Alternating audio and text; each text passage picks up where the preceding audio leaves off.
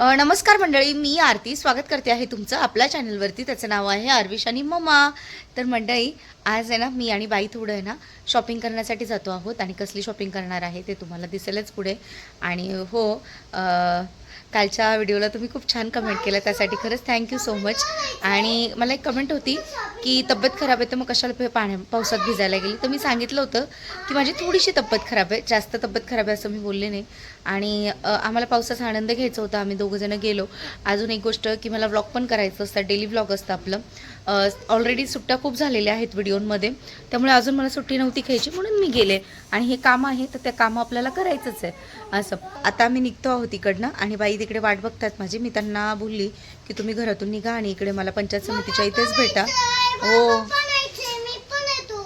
तू येतो? तू कुठे येतो? शॉपिंग करायला. तोडलं ते बाबू रांगोळीचं, तू असं नको करू. ठीक आहे, चला मंडळी निघूया आपण पटकन.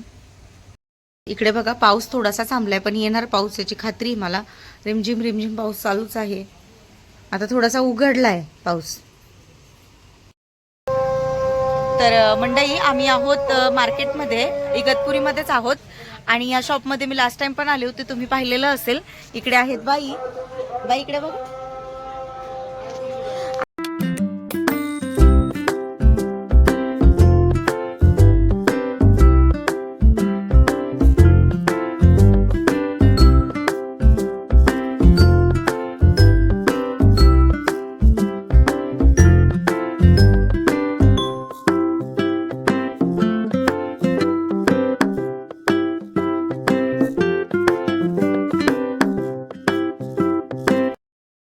तर मंडळी, काल तुम्ही पाहिलं की आम्ही मार्केटमध्ये होतो, शॉपिंग करत होतो आणि त्यानंतर मग घरी आलो.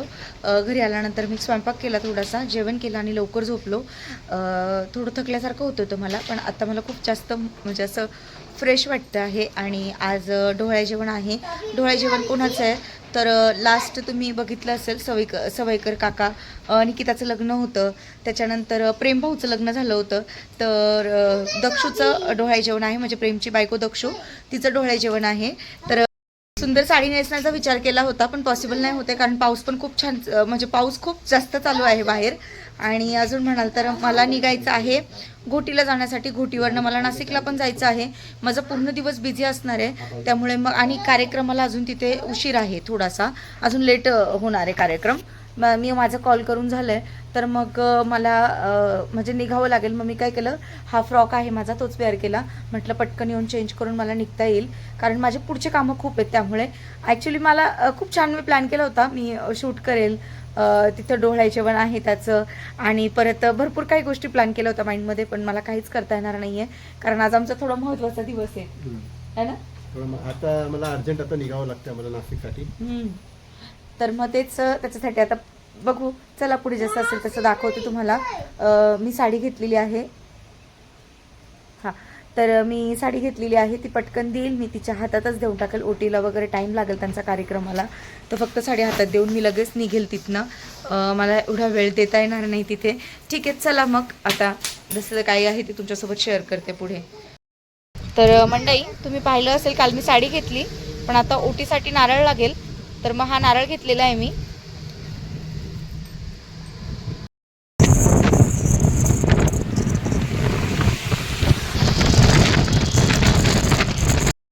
तर मंडळी, कालचाच व्हिडिओ मी आज कंटिन्यू करते आहे. काल ॲक्च्युली मी तुम्हाला दाखवलं, मी इकडनं निघाले होते डोहाळे जेवणासाठी, आणि मग ते डोहाळे जेवण झालं, पण मला जास्त वेळ तिथे देता नाही आलं. मी फक्त गेली, एक 5 मिनटं पण नाही, 2-3 मिनटं थांबली असेल आणि लगेच निघाली, कारण मला नाशिकला जायचं होतं म्हणून. आणि मग मी नाशिकला गेली काल. पहिले मी घोटीला गेली, घोटीनंतर नाशिकला गेली, असं पूर्ण दिवस मी काल बिझी होते. त्याच्यानंतर मला पुढचं शूट करायला काहीच मिळालं नाही. आणि काल म्हणाल तर एवढा पाऊस होता मंडळी, की मी त्या पावसाचं वर्णन तुम्हाला आता शब्दात नाही करू शकतो. तुम्ही पण बघता बाहेर खूप जास्त पाऊस चालू आहे, आणि त्याच्यात आम्ही हायवेला होतो आणि गाडी चालवणं एवढं कठीण झालं होतं काल आम्हाला अक्षरशः भीती वाटत होती. रात्री तर आम्ही 9 वाजता तिकडनं आलो नाशिकवरनं. तर आम्हाला भीती वाटत होती अक्षरशः गाडी ड्रायव्हिंग करायला. विशालने कशी तरी गाडी चालवून आणली, कारण विशालला कामाला पण जायचं होतं. आणि त्याच्यामध्ये एवढा पाऊस, आम्ही अक्षरशः थकून गेलो होतो. काल रात्रभर मुसळधार पाऊस पडतो आहे, आणि आमच्या घराच्या बाहेरचं जे वातावरण आहे ते तुम्हाला दाखवते. आणि मला काल काही शूट करायलाच नाही झालं, आणि काय म्हणजे मी काय दाखवू शूट करून, अक्षरशः मला रात्री आम्हाला भीती वाटत होती. शेवटी मी म्हटलं स्वामी पाऊस थोडा तरी कमी होऊ द्या म्हटलं, निदान घरी पोहोचोपर्यंत. कारण हायवेला गाडी हलत होती अक्षरशः हवेनी, एवढा वारा होता ना की म्हणजे 4 व्हीलरला काही प्रॉब्लेम नाही, पण 2 व्हीलर कशी थोडी म्हणजे जास्त हवा आली का गाडी हलते, किंवा जास्त फास्ट केली तरी गाडी हलते. आम्ही खूप हळूहळू आलो काल तिकडनं नाशिकवरून. तर ठीक आहे चला, वेळ निघून गेली, विषय संपला. आणि परत आता तुम्हाला ना आमच्या बाजूचा परिसर दाखवते. पूर्ण पाणी झाले. शेतामध्ये पाणी आहे, इकडे पाणी तिकडे पाणी. कारण तुम्हाला माहिती आहे घरासमोरूनच आहे ना ओढा येतो, आपण त्याला नाला नाही बोलू शकत, कारण तो शेताच्या बाजूला आहे, त्याच्यामुळे ओढाच येतो पाण्याचा. आणि कसं तुम्ही इथे आमच्या इथे बघितलं असेल, रेल्वेचा तलाव आहे मोठा. तर रेल्वे तलावचं कसं आहे, तो ओव्हरफ्लो होतो ना त्यावेळेस मग आहे ना हा जो ओढा आहे तो पूर्ण भरून वाहतो. आणि तो कशा प्रकारे वाहतो ना ते तुम्हाला दाखवेल. आम्ही इकडे म्हणजे आम्ही जे स्थानिक लोक आहेत ना ते इथे काय बोलतात, सांड उलटणं म्हणतात त्याला.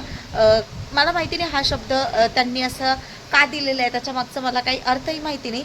पण मी लहानपणापासून ऐकून आलेली आहे, माझ्या मावशा, माझे काकू, त्याच्यानंतर इथे म्हणजे प्रत्येकाच्या तोंडात की बाबा सांड उलटलेली आहे, सांड उलटली आहे असं बोलतात. तर ते सांड उलटल्यानंतर तो ओढा कसा वाहतोय ना मी तुम्हाला दाखवते. आणि याची मला कल्पना पहिल्यापासूनच होती की इथं असं एवढं पाणी येतं म्हणून. तसं मला पियुषची मम्मी, वधूच्या मम्मीनी पहिलेच आयडिया दिली होती जेव्हा मी हारून घेणार होते त्यावेळेस, की म्हणे आरती जेव्हा सांड उलटते ना तेव्हा पेरूच्या झाडापर्यंत पाणी येतं. पण ते काय म्हणजे काही तासांपुरतं असतं, एका दिवसांपुरतं, नंतर ते पाणी खाली निघून जातं. कसं पाणी टिकून राहत नाही, इथं उतार असल्यामुळे पाणी निघून जातं असं. पण ते पाणी किती प्रमाणात आहे मी तुम्हाला दाखवते. आज तुम्ही म्हणाला आरती म्हणे काय तुम्हीच मला सांगा आता काय करायचं ह्या सिच्युएशनला. ठीक आहे, हे आपलं गार्डन बघा, गवत किती जास्त आहे. आणि काल पियुषची मम्मी आली होती गार्डनमध्ये, तेव्हा मला सांगत होत्या की आरती म्हणे छोटासा साप होता, लक्ष दे म्हणे, एकदम बारीक होता तो, कळलं नाही, गवतामध्ये लपलेला होता म्हणे. आरती कळलं नाही, पण आहेत छोटे छोटे साप, त्यामुळे मग कसं दिसत नाही. हे बघा. आणि आपली वांग्याची झाडं, वांगे येत आहेत मंडळी अजून, त्या साईडला वांगे आहेत बघा, तुम्हाला इथून दिसत पण असेल. जाऊ का मध्ये, भीती वाटते ॲक्च्युली जायला सापाची, असं काही असू शकतं. बाकी तर सगळं गेलं मंडळी. मिरच्या बघा, लाल लाल कलरच्या मिरच्या दिसत आहेत, पण एवढ्यामध्ये जायची मी काही रिस्क घेणार नाही. वांगे आहेत इथे समोरच आहे, हे बघा 2-3 वांगे आहेत इथे, चांगले पण आहेत. आणि जाऊ दे, आता काय जाण्यात अर्थ नाही मध्ये. हे बघा पाऊस थांबला म्हणून मी खाली उतरले, नाही तर मी उतरत नाही खाली लवकर. हे बघा इकडची परिस्थिती. काय बोलावं, पाऊस काल रात्रीपासून भरपूर पाऊस झाला आहे. काल कसं आपण ड्रायव्हिंग करून आलो, ड्रायव्हिंग तर आपली एकदम खतरनाक ड्रायव्हिंग केली काल. हवा आणि पाऊस खूप होता हायवेला, तर खूप आम्ही हळूहळू आलो. तर आणि आता तुम्ही पाहू शकता रात्रीपासून खूप पाऊस पडलाय. आणि तुम्ही इथे समोर पाणी, सांड उलटणं म्हणतात ना हो याला. सांड उलटणं म्हणजे कसं की ओव्हरफ्लो झालाय आता, जो हां. ते डॅम आहे, रेल्वे डॅम बोलतात त्याला, तो ओव्हरफ्लो झालाय. आणि ते ओव्हरफ्लो झाल्यामुळे इकडनं पाणी आमचं तिथं तुम्ही पाहू शकता इथे समोर. मी दाखवते सर्वांना, अजून दाखवलं नाही मी. येतं का तुम्ही, पण तुम्ही नका येऊ, तुम्ही आला तर आरू पण खाली येईल, त्याला राहू द्या घरातच बसू द्या. परवापर्यंत काहीच नव्हतं. हा आणि नाही, मी वाटच बघत होते सांड कधी उलटेल म्हणून, पण ते उलटली तर एकदम भयानक दिसते इथे तर. म्हणजे दरवर्षीच घडतं. अजून जर 8 दिवस असंच कंटिन्यू पाऊस राहिला तर म्हणजे या पेरूचं झाडाचं जिथं आहे पेरूचं झाड इथपर्यंत पाणी येईल. पाणी येतं. सकाळी तिथपर्यंत होतं ना, सकाळपर्यंत होतं इथे. आता कसं 2 तास झाले पाऊस उघडलाय, थोडासा कमी झालाय पाऊस, त्यामुळे मग पाणी आहे. हे बघा ही परिस्थिती आहे समोरची, हे बघा तुम्हाला पाणी दिसत असेल. हे जास्त मध्ये नाही जाणार, हमको भी डर लगता है भाई. हे बघा पाणी,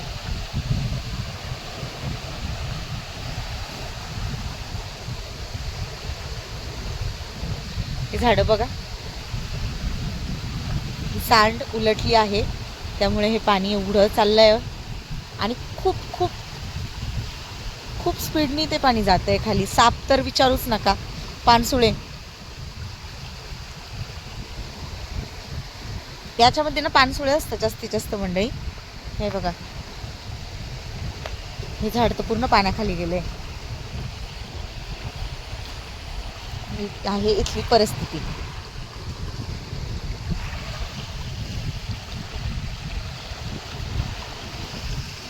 शेतात पण पूर्ण पाणी आहे. तिकडनं शेतातून पाणी बाहेर काढण्यासाठी जागा आहे. हे पण पूर्ण पाण्याखाली गेलं आहे. मावशीकडच्या शेताकडे जायला आता चान्सच नाही आहे. आणि तिकडे जर पुढे इकडनं पुढे जावं लागेल. हे बघा मंडळी, मी इकडे थोडंसं ना लांब आली आहे. इथे पाणी नाही म्हणून इथपर्यंत आली, आता नसते आली इथपर्यंत. हे बघा पाणी बघा हे. तर मंडळी अशा प्रकारे आमच्या घराचा जो आजूबाजूचा परिसर आहे तो पूर्ण पाण्याखाली आहे. आणि याची आयडिया आम्हाला पहिल्यापासूनच होती, कल्पना होती मला की असं असेल म्हणून. तर चला, विशाल ओरडतात की तिकडे का गेली एवढा लांब. जाते नाही तर अजून ओरडतील ते मला, काय एवढं लांब तुला जायची काय गरज आहे. ते बोलतं पाण्याच्या ठिकाणी नको जाऊ जास्त आतमध्ये. पण मी बाजूलाच आहे तरी पण त्यांना भीती वाटते. चला, कारण आर्विश पण माझ्या मागे येतो लगेचच त्यासाठी. चला मग आता घरी. बघा मंडळी, हा पाण्याचा प्रवाह तुम्ही बघू शकता. आणि खेकडी नका विचारू, साप नका विचारू, छोटे छोटे मासे, भरपूर काही गोष्टी आहेत इथे, बघायलाच नको.